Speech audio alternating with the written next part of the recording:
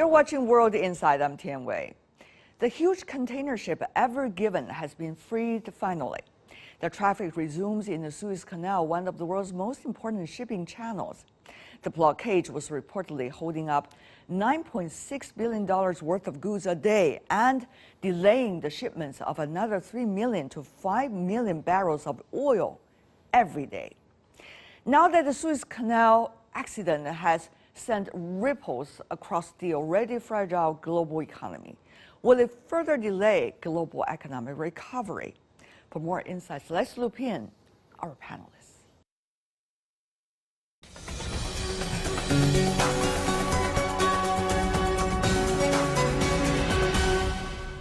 For Suez Canal blockage, in Relay, Julie Swan, department head, and A. Doug Allison, distinguished professor from the Fisk Department of Industrial and System Engineering, North Carolina State University.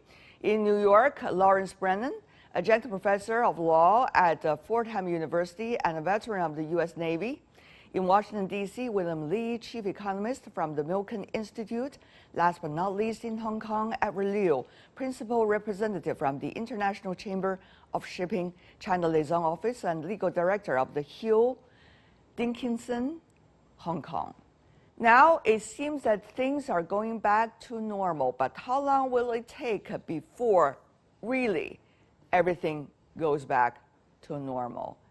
No one can really say so for the time being, because I think the Suez Canal has just been returned to normal. It's going to be returned to normal, so that we still need to see those more than 400 vessels, how could they go through smoothly? But also, when the vessel now get the congestion probably at the destination of the different ports in Asia and Europe. So that is another problem that we need to see in the coming week when the vessel arrives. I'm certainly thrilled that this large ship is now out of the canal. Yes. I do think that it's going to take some time to get back to normal, both to get the ships through that have been waiting to get through the canal, as well as to really get all operations back to normal as we get more of these products to where they were intended to go, of course, to retail operations in Europe, to factories in Europe, and even the diverted ships that went around Africa. So it will take some time before the supply chains go fully back to normal. Mr. Lee, what a relief for many, but still the effect of the incident, the impact of the incident is going to be with us for quite some time. Absolutely. In fact, the difficulties will be felt most in Europe as well as in Asia, because those are the ports that are recipients of the trade that goes through the Suez Canal. And it couldn't have happened at the worst time. Because of COVID, a lot of the facilities themselves are fallen behind in their ability to move the freight off the boats onto the destination platforms. And I think one of the things that we're going to have to face is that once these ships start to arrive at their ports in either Rotterdam or in Spain or in Singapore, they're going to find that the port facilities are going to be far taxed beyond their capacity. So we're going to feel the shortages for quite a long time, which in economic terms means price increases. Mr. Brennan, as a veteran of the Navy in the U.S., what exactly happened from your understanding? Well, we don't know what the root cause or causes of the casualty are. In more than 40 years of litigation and maritime experience, I've rarely encountered a casualty where there's a single fault. It's usually a synergy of events that lead to a catastrophe that people may not have prepared properly for. Having been on a large aircraft carrier that was moved slightly by the wind, I understand what the argument has been about the wind causing the ship to move, but the chart showing the ship receding suggests that there were other possible causes. So we'll hear a lot more about that. That investigation needs to be done, as much as unloading the ship and its cargo and examining the ship and making the necessary repair. What I was going to suggest is there is going to be a long-term process in discharging the cargo, and everything my colleagues have said is true.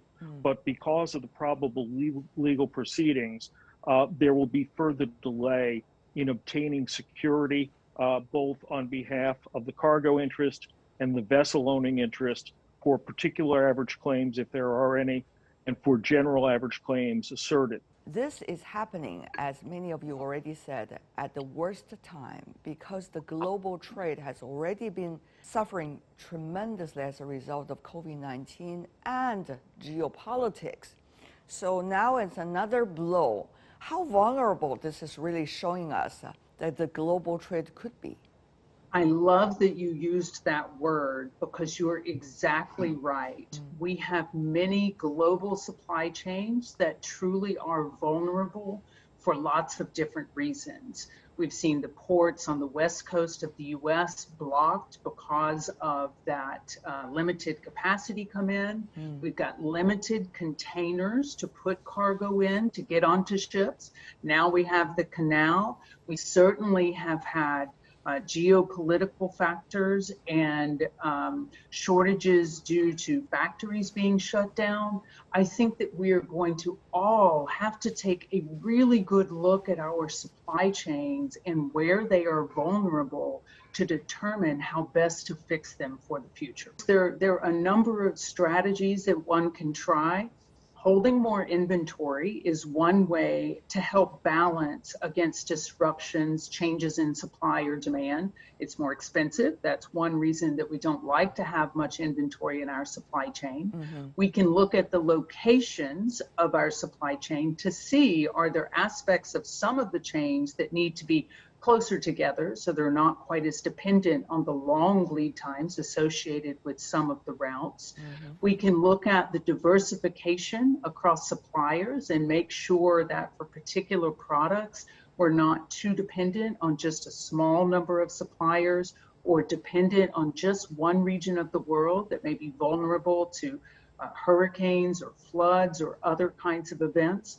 So we really have to take a look at all of these aspects and not just one layer of the supply chain, but really going down further into the tier 2 and tier 3 suppliers across the supply chain. Well, a lot of the solutions that Professor Swan has talked about really have been the ones that people appeal to, diversifying their location of production, increasing inventory holdings. But that goes against the trend that's been going on for the last 10, 15 years. What I think we're going to have to rethink globalization. We're going to have to rethink national security. But these are long-term solutions.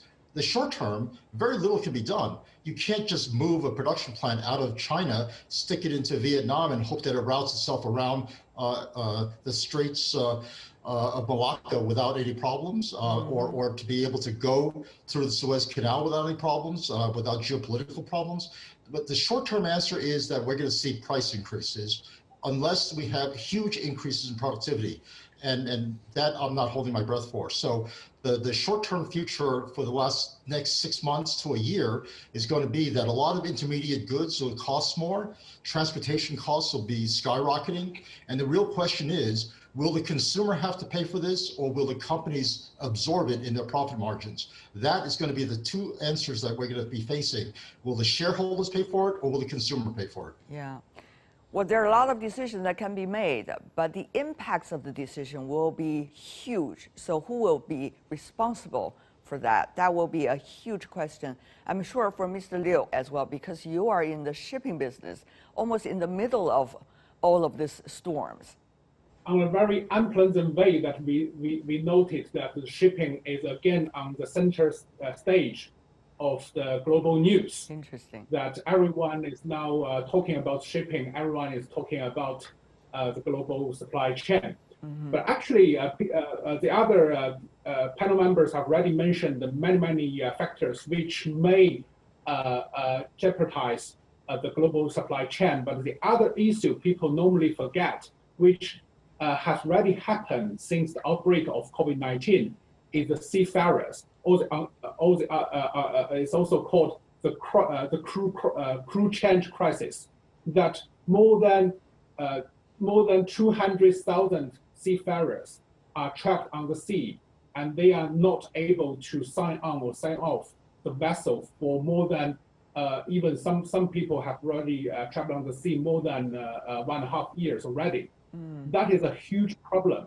And they are very resilient. They didn't protest, they didn't say anything else, but still serve at the sea and to maintain the supply chain. So we now have already seen that the Suez Canal has unblocked, and anyway that 12% of the global trade will resume normal, probably take a month or even 2 months or 3 months.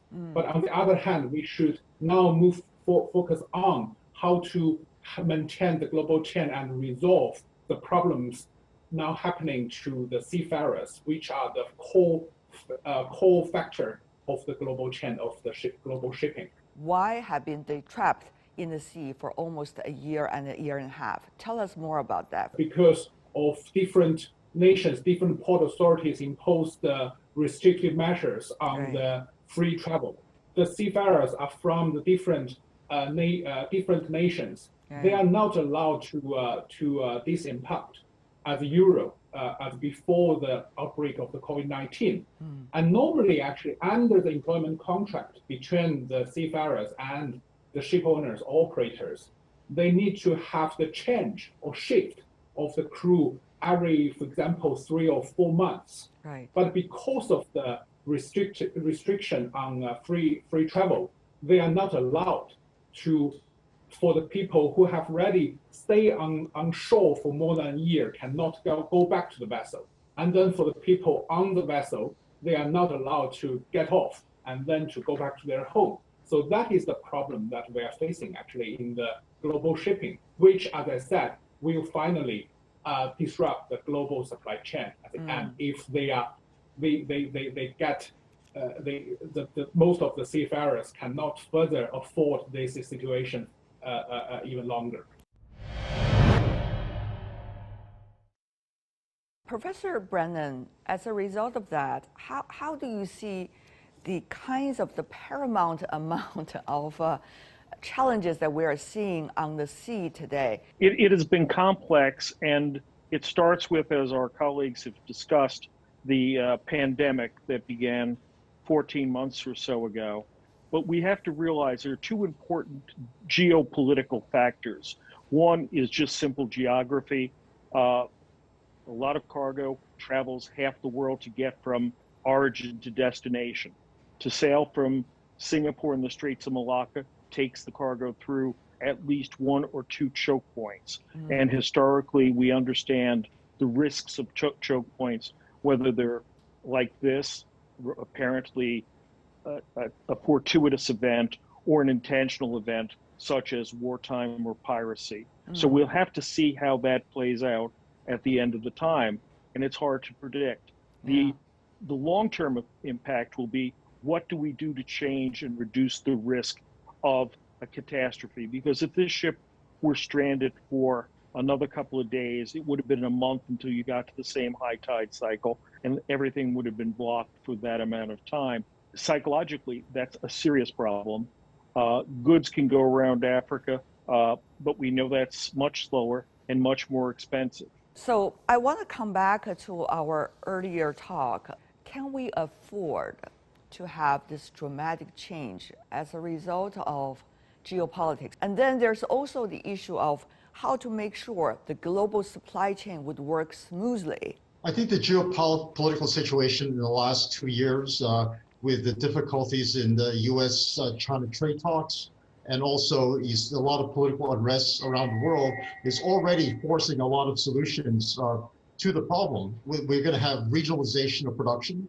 We're going to have more duplication of places where goods and services are produced. And we're going to have shorter supply chains and duplicated supply chains. This will cause, I think, production to not necessarily be more expensive, because the new production facilities that are being opened up are going to be much more efficient and productive than the old facilities. So I think on balance, we're going to see much more national security with regionalization of production.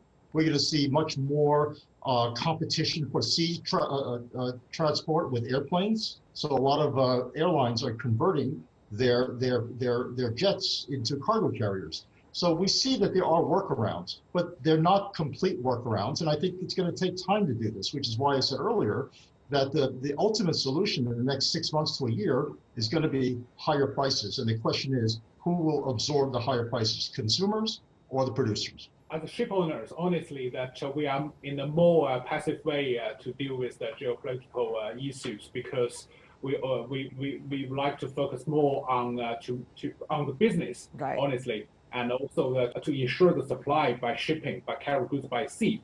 But on the other hand, honestly, since the outbreak of COVID-19, the shipping community globally are trying to ensure that despite of the different disruptions, despite of the many restrictions, the shipping business is trying to connect the world as Europe. And I think we did that. More than 80% of the cargoes are being carried by sea. Mm-hmm. And we have also worked together, for example, to encourage the government to be more open to, as I said, to the seafarers. And also, for example, now vaccines are available. We are trying to talk to different governments, including the UN agencies, for example, like WHO, IMO, and ILO, that they all encourage the government now to make the vaccine available to the seafarers. So that, from my perspective, is the ship owners and operators can do to tackle with the difficult and complicated geographical issues, and do our own best to ensure that global chain is not disrupted, not much, because of the political issues. These are all really good questions, and it's such a complex system with many decision makers. You've got all of the different countries that make decisions. You've got the shipping companies, the manufacturers, the suppliers. It's really difficult to have a system that works well together, as you said, for the common good, when you have so many different decision makers. Things that we do know is that if you can build up trust, if you can collaborate and cooperate and look for ways that decisions and systems can be win-win for both parties, then there are ways that you can move forward. But we are seeing a lot of decisions right now about limits on exports, and that may seem like a good idea in the short term, but it also has longer term implications. Right. So we're really going to need a lot of parties to work together on this. Working on the sea or in the air, Mr. Brennan, have been termed by many as, places where everyone has to cooperate. It seems that there has to be some artificial limits that's being set there, whether for geopolitical reasons or others. How do you see this latest development? What is your personal takeaway? The freedom of navigation is an essential part of the global community and the world economic system. Very few people think, and I think they would be wrong, to believe that a nation can be entirely independent and not communicate, not purchase, not sell, not trade with other states. The reach around the world has moved tremendously in the last 125 years. Today, the estimates, at least from US sources, are that about $35 trillion worth of goods are traded each year globally. And of that, about 90% go by sea. There are certain things that clearly have to go by sea, and those, in large extent, are essential. Simple things that many people would find boring: foodstuff, grains, oil. Those are the essentials, and those prices change because of the commodity prices. They're not going by air. When you figure the cost per item to ship by air, it becomes prohibitive to many shippers. And of course, Mr. Brennan, when you talk about the freedom of navigation, that to me is quite a political word already, given what is happening between China and the United States about the navigation issue in the South China Sea. There are a lot of complicated issues besides freedom of navigation regarding sovereignty, territorial integrity, and also the so-called trust, as you mentioned. So now things are becoming so difficult. because of this layer of geopolitics, I just want to have a final round of takeaway from every one of you. How can we avoid things like what happened at the Suez Canal happen again, so that the world, shipping will continue to go smoothly? And also from everyone's personal perspective with your expertise, how can we face up to a world that is likely, at least in some eyes, to be changed fundamentally? Are you for that or not? Well, there really are a variety of things, because a disaster like this does, as my colleague said, come from more than one thing. Really big ships, winds, and other types of environmental conditions, possibly human involvement as well. We really have to think of, the sieve and making sure that we're closing up all of those holes. Yeah. And then your second question, in the sense that we have much better awareness of these global supply chains that are interconnected, that have these cascading effects, that awareness is a really good thing, because you can't fix something until you know what's broken and really start to work on those challenges. So I look forward to being able to work on those together. All right. Yes, we can and will continue to make great strides. Will we ever get rid of all international tension? No. Going back to the other question about risk and fortuitous loss, no. That's why the world insurance markets exist as they are. No matter how well people work, what quality we have, there's always the risk of something happening. And also there's the risk of something intentionally happening. There are people, bad actors, who will look at this and say, oh, now there's a way to block global trade. So we have to be aware of that. And where do we invest money so that salvors and pollution response teams, such as national coast guards, China, the United States, for example, will have ability to go and do what they need to at home, and also to assist the world. I think one thing to remember is that geopolitics is clearly reshaping the possible and the impossible.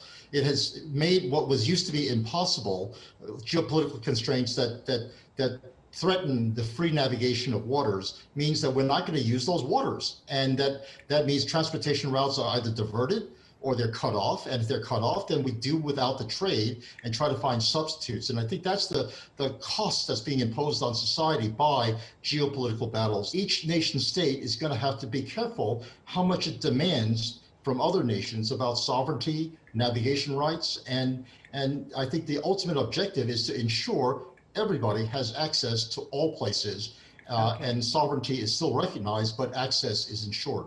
Shipping is a global business.